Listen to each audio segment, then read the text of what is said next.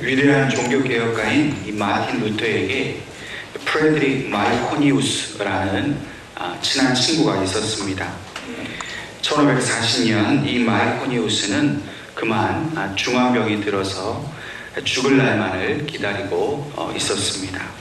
그는 마지막으로 루터에게 편지를 보내서 작별 인사를 전했습니다. 루터는 이 친구의 편지를 읽자마자 이렇게 답장을 써서 보내었습니다. 나는 하나님의 이름으로 그대가 살 것을 명령한다. 왜냐하면 교회를 개혁하는 일에 아직 그대의 도움이 필요하기 때문이다. 주님은 절대로 그대가 죽었다는 말을 내가 듣지 않게 하실 것이며 그대가 나보다 더 오래 살도록 하실 것이다. 이것을 위해 나는 기도하고 있다. 이것이 내 소원이니 내 소원이 이루어질 것이다. 왜냐하면 나는 하나님의 이름이 영광되기만을 원하기 때문이다. 이 편지의 내용이 어찌 보면 막무가내로 보일지도 모르겠지만 중요한 것은 루터의 이 편지가 도착했을 때 말할 기운조차 없었던 이 마이코니우스는 그만 자리를 박차고 일어나게 되었습니다. 그리고 6년이나 더 살았습니다. 또한 그는 루터가 세상을 떠나고 난 뒤에 루터의 기도처럼 2달 후에 그도 하나님 앞에 부르심을 받았습니다. 루터의 기도는 자신의 이기적인 기도가 아니라 오직 하나님의 영광을 구하는 기도였습니다. 마침내 하나님의 영광을 구하는 기도는 응답을 받게 되어 있습니다. 루터는 자신이 하고 있는 그 일이 오직 하나님의 영광을 위한 일이라는 사실을 확신하였기 때문에 그는 그의 기도가 하나님 앞에 합당하게 드려져서 응답받을 것을 믿고 있었습니다. 종교개혁은 하나님께서 원하시는 일이었기 때문에 그 일에 필요한 사람들을 하나님이 지켜주시고 또 그 모든 여건들을 하나님께서 허락해 주실 것에 대해서 루터는 확신을 가지고 있었습니다. 그래서 하나님께서는 모든 것에 치밀하게 계획하시고 또 그 모든 것을 인도해 주셔서 믿는 자의 기도에 응답해 주실 것이라는 사실 또한 루터는 확신하였습니다. 결국 하나님은 루터의 기도대로 그의 기도에 응답하시어 종교개혁을 완성할 수 있도록 그의 동역자를 살려주신 것입니다. 하나님께서는 우리의 기도에 응답하기를 즐겨하시는 분이십니다. 우리의 아버지 되신 하나님께서는 자녀된 우리가 구하는 그 선하고 옳은 일, 하나님의 뜻에 합당한 그 일에 하나님은 응답하기를 기뻐하십니다. 하나님 아버지께서 좋아하시는 일을 우리가 간구하면 하나님은 반드시 그 기도에 응답해 주십니다. 그렇기 때문에 우리가 기도를 쉬지 않고 하나님께 해야 할 이유가 바로 여기에 있습니다. 하나님이 기뻐하시기만 하면, 하나님께서 그것을 받아들이시기만 하면 그 기도는 반드시 응답받는 기도가 되기 때문에 우리는 그 소망을 가지고 날마다 하나님 아버지께 자녀로서 합당하게 기도해야 될 줄로 믿습니다. 오늘 우리에게 주신 이 본문의 말씀을 통해서 하나님께서는 이렇게 우리가 기도할 때에 어떤 일이 일어날 것인가에 대해서 분명히 말씀해 주고 있습니다. 안진뱅이 한 사람을 고쳤다는 이유 때문에 베드로와 사도들이 대제사장과 서기관과 또 장로들에게 재판을 받았습니다. 종교재판에서 대제사장과 장로들은 이미 사도들이 예수의 이름으로 안진뱅이를 고친 사건이 예루살렘에 다 허다하게 퍼진 사실을 알았지만, 그러나 그들은 예수의 이름을 다시는 거론하지 말라고 이 베드로와 사도들에게 명령하였습니다. 오늘 본문 앞에 있는 4장 18절 말씀을 보면 이렇게 말합니다. 그들을 불러 경고하여 도무지 예수의 이름으로 말하지도 말고 가르치지도 말라. 이러한 위협을 사도들에게 가했지만은, 그러나 이미 성령 충만한 이 사도들에게는 이러한 말이 전혀 위협이 될 수가 없었습니다. 더 나아가서 사도들은 더욱 담대하게 이 대제사장과 서기관들에게 이렇게 말했습니다. 4장 19절과 20절 말씀에 베드로와 요한이 대답하여 이르되 하나님 앞에서 너희의 말을 듣는 것이 하나님의 말씀을 듣는 것보다 옳은가 판단하라. 우리는 보고 들은 것을 말하지 아니할 수 없다. 이렇게 말하고 있습니다. 성령 충만해진 이 사도들은 복음으로 더 이상 세상을 두려워하지 않았습니다. 예수 안에 있는 그 생명의 능력을 가지고 있었기 때문에 그들은 자신들의 그 믿음에 대한 태도를 당당하게 가지고 있었던 것입니다. 여러분, 우리에게 주신 이 복음은 결코 부끄러운 것이 아닙니다. 오히려 복음은 우리가 자랑할 수 있는 유일한 것입니다. 우리가 복음 외에 다른 어떤 것을 자랑할 수가 있겠습니까? 예수 안에서, 예수로 말미암아 우리가 죽는 것 같지만 결국 부활하신 주님과 함께 영원히 살아서 하나님 나라의 백성이 되어 이 땅을 다스린다라는 이 복음의 능력이 우리의 삶의 유일한 소망이 되는 것입니다. 베드로와 요한은 이것을 잘 알고 있었습니다.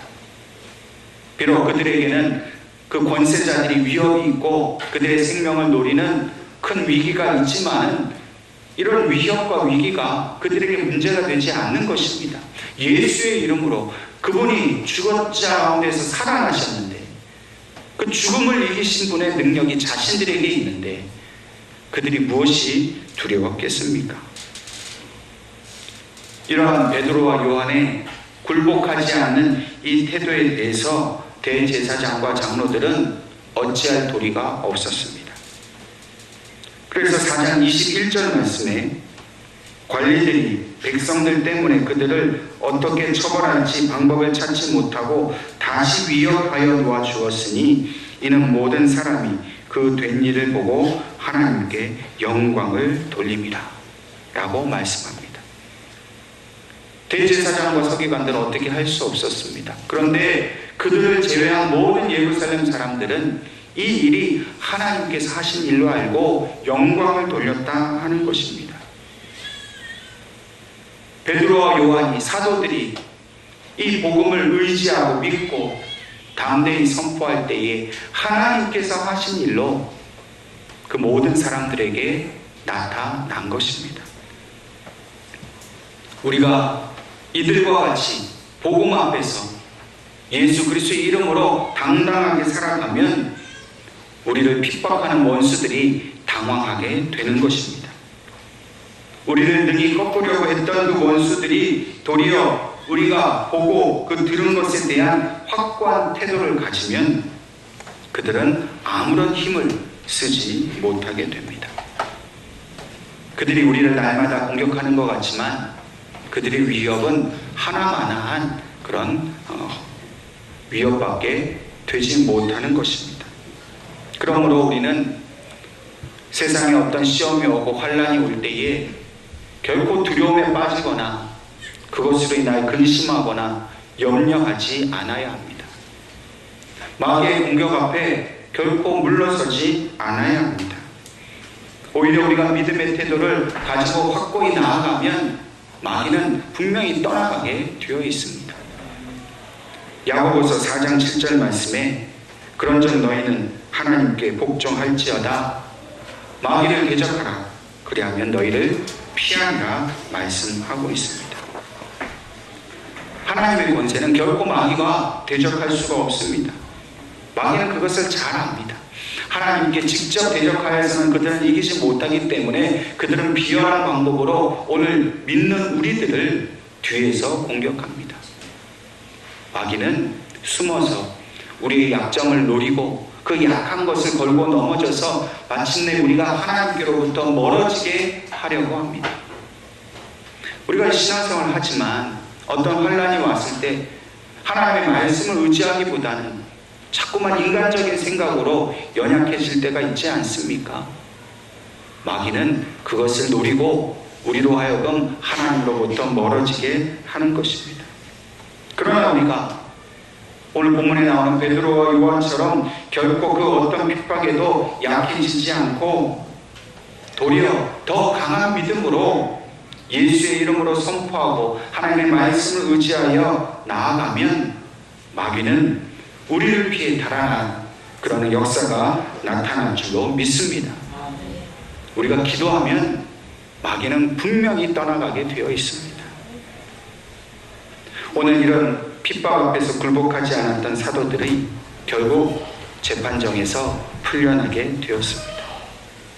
그리고 오늘 이 시간 우리가 주목하고 보아야 할 부분은 사도들이 이렇게 붙잡혔을 때 과연 이 초대교회 성도들은 무엇을 하고 있었느냐 하는 것입니다. 오순절 성령 강림 사건을 통해서 베드로와 사도들이 성령 충만을 받았습니다. 또한 베드로가 이 충만한 가운데 사람들 앞에 설교를 했을 때 5,000명이나 되는 사람이 예수를 믿게 되었습니다. 그들은 흩어지지 않고 성령 공동체, 즉 교회를 이루었습니다. 그리고 그곳에서 자신들의 소유를 기쁨으로 나누고 또 날마다 하나님을 찬미하고 기도에 온전히 힘을 모으는 그런 삶을 살았습니다. 그런데 이들의 평화로운 이 믿음 생활을 깨는 사건이 생긴 겁니다. 사도들이 붙잡혔다는 소식이 그들에게 들렸습니다. 이 교회 교인들에게 사도들이 붙잡혔다는 사실은 매우 힘들고 어려운 사건이 되었습니다. 충분히 그 공동체가 흩어질 수 있을 만한 이유가 되는 사건이었습니다.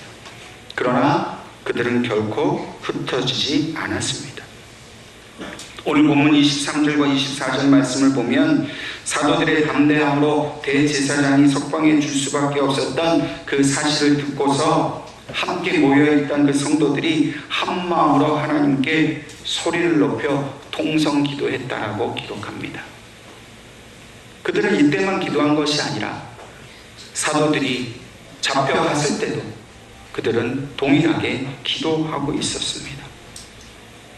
여러분, 교회를 이끌어가는 지도자가 중요합니다. 목회자가 중요합니다. 그러나 성도들도 또한 그만큼 중요합니다. 생각해 보십시오. 자신들을 인도하던 목회자가 사로잡혔습니다.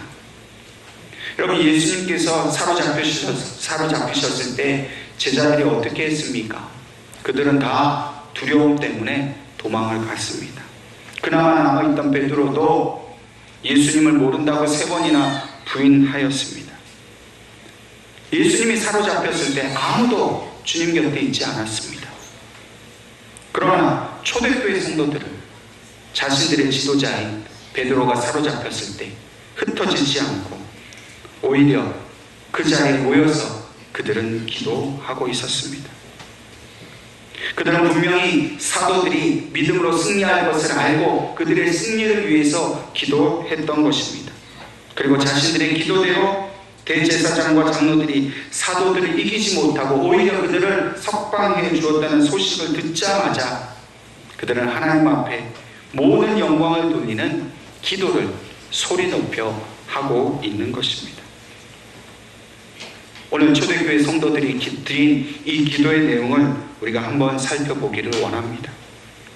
25절부터 28절까지의 내용을 보면 예수님을 십자가에 달리게 했던 그 권세가 하나님 앞에서 아무것도 아닌 것을 이 성도들이 찬양하고 있습니다. 또한 민족과 열방과 세상의 모든 왕들이 다 모여서 그리스도를 대적하였지만은 결국 예수님께서 부활의 승리를 얻으셨다는 사실로 인하여 그들은 감사와 찬미의 기도를 드리고 있습니다. 초대교회 성도들은 이 사실을 확실하게 믿었기 때문에 사도들이 대제사장 앞에서 거둔 이 승리에 대해서 이 모든 일은 하나님께서 하신 일로 감사하고 그 모든 영광을 하나님께 드리는 찬송의 기도를 드릴 수가 있었던 것입니다. 하나님께서는 오늘 우리가 하는, 우리 예언교회 모든 성도들이 드리는 이 기도가 바로 이처럼 예수 그리스도의 이름으로 승리하게 된 그 확신의 기도가 되게 하실 줄로 믿습니다. 저와 여러분이 어떤 일을 만나도 결코 예수의 이름으로 하는 기도, 하나님의 영광을 위해서 드리는 기도에는 그 어떤 마귀의 영적인 회방도 없고 그 모든 악한 권세가 다 굴복하게 될 것을 믿고 기도해야 될 줄로 믿습니다. 그러면 반드시 마귀는 떠나갑니다. 우리를 회방한 모든 원수는 예수의 이름 앞에 떠나갈 줄로 믿고, 오늘 이 초대교회 성도들처럼 우리 예언교회 모든 성도들도 날마다 성전에 모여, 교회에 모여 하나님 앞에 기도할 수 있기를 주님의 이름으로 축원합니다. 또한 그들은 오직 자신들을 통해서 하나님의 말씀을 전파할 수 있는 그 예수님의 십자가의 능력을 달라고 기도하고 있습니다. 29절 말씀을 보면 초대교회 성도들은 여전히 권세자들의 위협이 존재하고 있는 이 상황을 잘 알고 있었습니다. 그러나 그들의 위협이 하나님의 말씀을 증거하는 일에 장벽이 되지 않게 해달라고 기도하고 있습니다. 초대교회 성도들은 오직 한 가지, 자신들을 통해 하나님의 말씀이 전파될 수 있게 해달라는 그 간절한 기도를 드리고 있습니다. 하나님은 오늘 우리가 이 초대교회 성도들과 같은 기도를 우리 예언교회 성도들도 하기를 원하십니다. 우리 예언교회 성도들 앞에 어떤 방해물이 있다 할지라도 오직 복음과 하나님 나라를 증거하는 일에 막힘이 없게 해달라고 우리가 기도하기를 원하고 계십니다. 저와 여러분은 여러 가지 기도 제목을 가지고 있습니다. 여러분 가정마다 그 형편과 사정에 따라서 기도해야 할 일들이 얼마나 많습니까? 물질의 어려움도 있고, 또 건강에 문제가 있는 가정도 있고, 또 자녀들의 그 사정이 얼마나 다 다릅니까? 그런데 하나님께서는 그 모든 기도 제목 중에 우리가 가장 첫 번째로, 가장 중요하게 기도해야 할 제목이 바로 하나님 아버지의 나라가 이 땅에 확장되고 또 복음이 전파될 수 있게 해달라는 기도를 우리가 제일 먼저 드리기를 원하고 계십니다. 왜냐하면 그것이 바로 하나님 아버지께서 가장 원하시는 기도이기 때문입니다. 하나님께서는 하나님의 나라가 이 땅에 온전히 임하기를 위해서 기도하는 사람들을 찾고 계십니다. 자신의 유익과 어떤 육체적인 만족만을 위해서 기도하는 사람이 아니라 하나님의 만족, 하나님이 기대하시는 그 일을 위해서 우리 자신을 헌신하는 그 기도를 하나님은 받기를 원하십니다. 하나님은 오늘 우리 예언교회 성도들을 이 시대를 밝히는 기도의 사명자로 세우기를 원하십니다. 여러분, 이 시대에는 정말 중요한 것이 기도입니다. 하나님 아버지 뜻대로 기도하는 자들은 하나님을 찾기가 어렵다 말씀하십니다. 모두가 다 자기의 뜻, 자기의 만족, 자신의 가정만을 위해서 자기의 욕망만을 채워달라고 기도하는 이 시대에 오직 하나님의 뜻이 이 땅에 이루어지기를 위해서 기도하는 그 눈물의 기도의 사명자를 하나님 오늘 우리 예언교회 가운데 찾으시는 줄로 믿으시기를 바랍니다. 그렇다면 하나님이 찾으시는 그 사람이 바로 우리 성도들이 되어야 될 줄로 믿습니다. 하나님이 우리 예언교회 성도들의 기도의 영을 부어주십니다. 그러면 그 기도의 영을 부음받은 우리는 그 충만한 성령의 능력 가운데에 하나님 아버지께서 가장 기뻐하시는 기도를 드려야 될 줄로 믿습니다. 또한 30절 말씀에 손을 내밀어 병을 낫게 하시옵고 표적과 기사가 거룩한 종 예수의 이름으로 이루어지게 하옵소서. 초대교회 성도들은 이렇게 기도하고 있습니다. 여기서 말하는 표적과 기사는 하나님의 손에 의해서 되어지는 모든 능력을 말합니다. 사람들도 기적을 베풀 수 있겠죠. 사람의 능력으로도 어떤 이적을 베풀 수는 있겠지요. 그러나 하나님의 능력이 아니면 나타날 수 없는 그런 표적과 기사를 하나님은 오늘 우리들의 기도를 통해서 보여주시겠다라고 약속하고 계십니다. 오늘 저와 여러분이 함께 기도할 때에 우리 하나님께서는 표적과 기사를 우리 가운데 보여주실 줄로 믿습니다. 모든 능력이 오직 하나님께로부터 나온다는 사실을 우리에게 알기를 하나님은 원하십니다.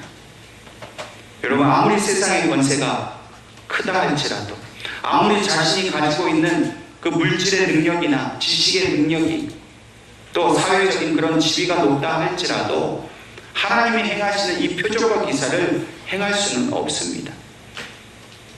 오늘 저와 여러분이 기도할 때에 우리에게 있는 질병이 떠나갈 줄로 믿습니다. 이것은 우리의 기도의 능력이 있어서가 아니라 하나님이 하시는 일을 보이시기 위함입니다. 우리의 문제들을 해결해 주시고 우리의 연약함을 강하게 해주시고 우리의 아픔을 다 치유하시는 하나님은 하나님만이 그 모든 것에서 우리를 구원하실 수 있는 유일한 사실을 우리가 믿음으로 알기를 원하시기 때문에 우리가 기도할 때에 반드시 우리의 모든 문제를 해결해 주실 줄로 믿습니다. 그러므로 우리는 기도해야 합니다. 기도하지 않으면 아무 일도 일어나지 않습니다. 예수 그리스도의 이름으로 기도하지 않으면 우리는 아무것도 얻을 수 없습니다. 여러분, 기도하지 않는데 얻은 것이 있다면 조심해야 합니다. 기도하지 않는데도 돈을 벌고 기도하지 않는데도 건강해졌다면 그것은 하나님께서 주신 일이라기보다는 오히려 그것이 우리에게 시험거리가 될 수 있습니다. 오직 하나님만을 인정할 수 있기를 바랍니다.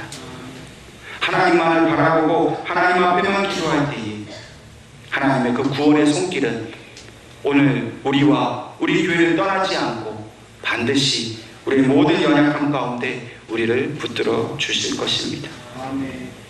프랑스의 화가 에밀 라누라는 사람의 작품 중에 돕는 손이라는 그림이 있습니다.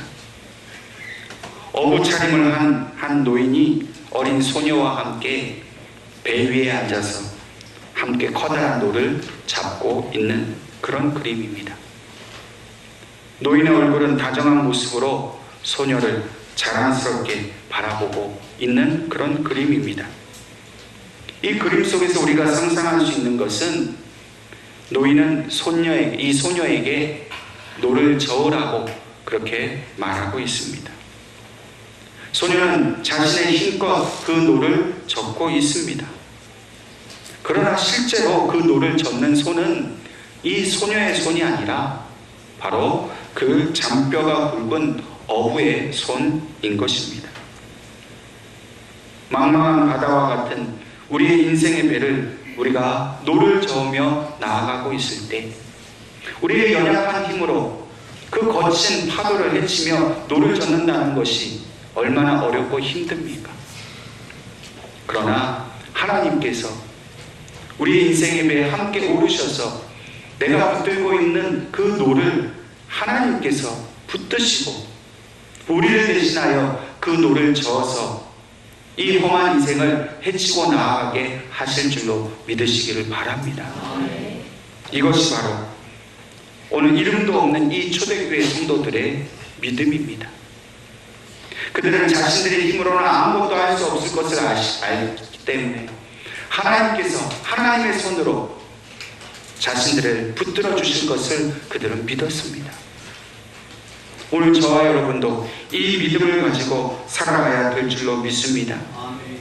여러분, 진정한 믿음은 내가 무엇을 하려고 하는 것이 아니라 나는 아무것도 할 수 없기 때문에 하나님께서 내 손을 붙들어서 나의 인생을 이끌어 주실 것을 믿는 것이 참된 믿음입니다.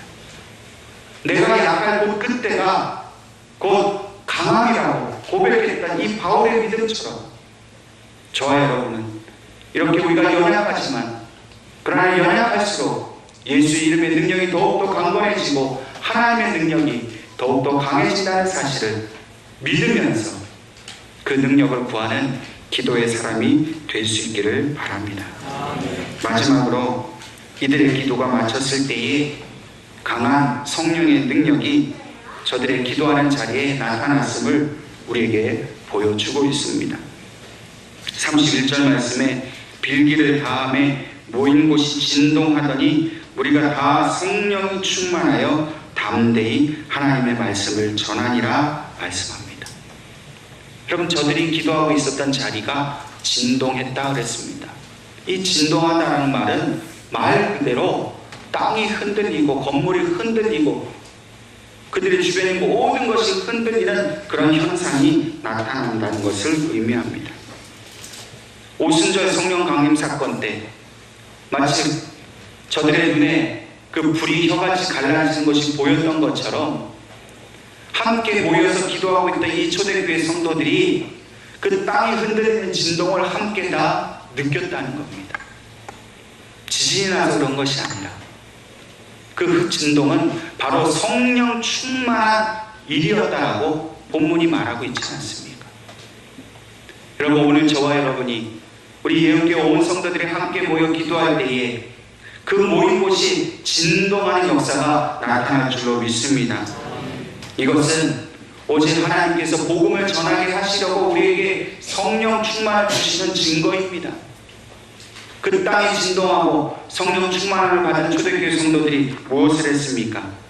하나님의 말씀을 담대하게 전했다는 겁니다.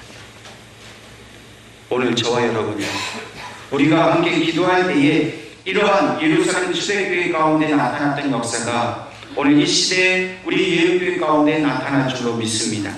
우리가 기도할 때 땅이 진동하는 기사와 표적이 나타날 줄로 믿습니다.